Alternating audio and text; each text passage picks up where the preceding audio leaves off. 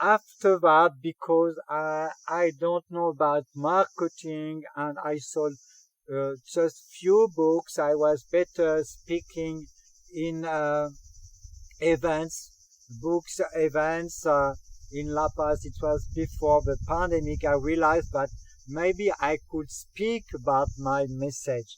First, I realized that my message about my past experience in parenting is aligned with my human design. This is my mission. This is my mission to share about my experience. And it's about my family experience, my parenting experience by design. You can check about that. I am born the 9th of August 1969 in Chambéry. You can check. This is my mission. It's aligned with my design as human being. So that this is my motivation from before I discovered human design. So I was motivated to share about parenting. I started coaching people locally. So I coach a few couples around parenting, around giving birth, for the childbirth, for childbirth in couple. And then I had this vision to open a birth center in Samaipata where I am living. So I have this project still in my mind, and I worked on it, and I connected to Good Birth Network, who are very supportive for that kind of project, the kind of birth center managed by midwives. So I want to do that, to open that with a friend which is a medical doctor here from Bolivia, and a team. And so this is a plan I have, one of my projects with my non-profit organization, Alianza Samaipata. And also, what I did is starting coaching people in parenting too. I had once an experience with a mother and this child. In fact, what happened is that the father knew Dennis, my second child, from early age, and he was the witness of this transformation, a child who arrived at 12 years old without knowing a multiplication table and without speaking Spanish. And 5 years after, he was flying with the plane he built himself. He built all together himself, and flying with his professor, and with his mother, with his sister, etc. And it was making a dream become true. And it was such incredible for this man that he spoke with me about the issue they were facing with a mother, about the education of their child. The child has some issues. I asked the mother. He had epileptic crisis when he was 3 months old, just after immunization. So I recommended to clean the body from the heavy metals.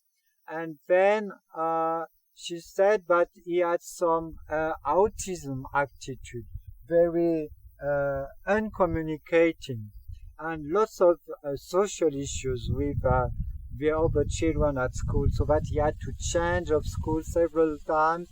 And also they met psychologists, they met specialists, so that I offered this woman and the child to come at my place in Angelica.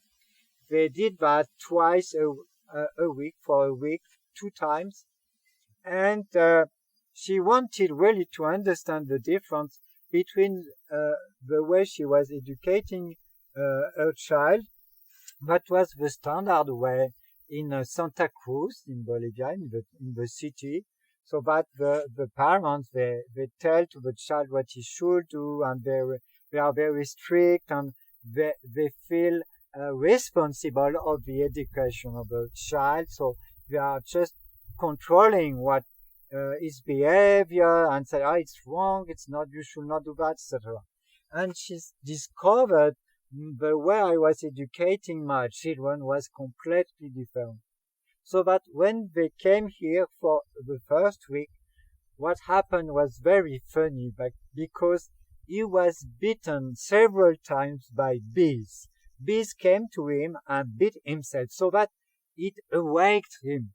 It turned the introverted, unanimated child making bad things by behind, troubles with others.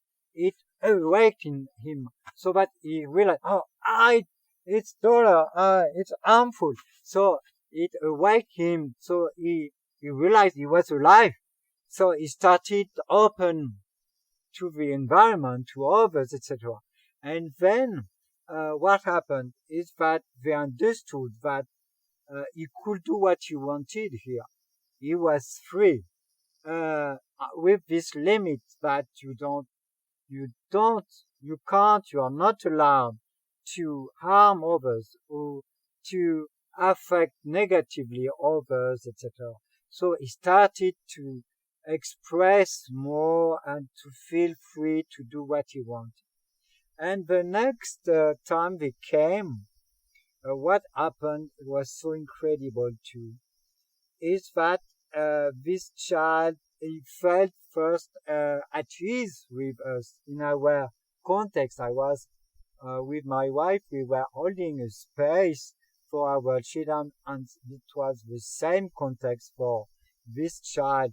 A space you feel safe and you feel this freedom.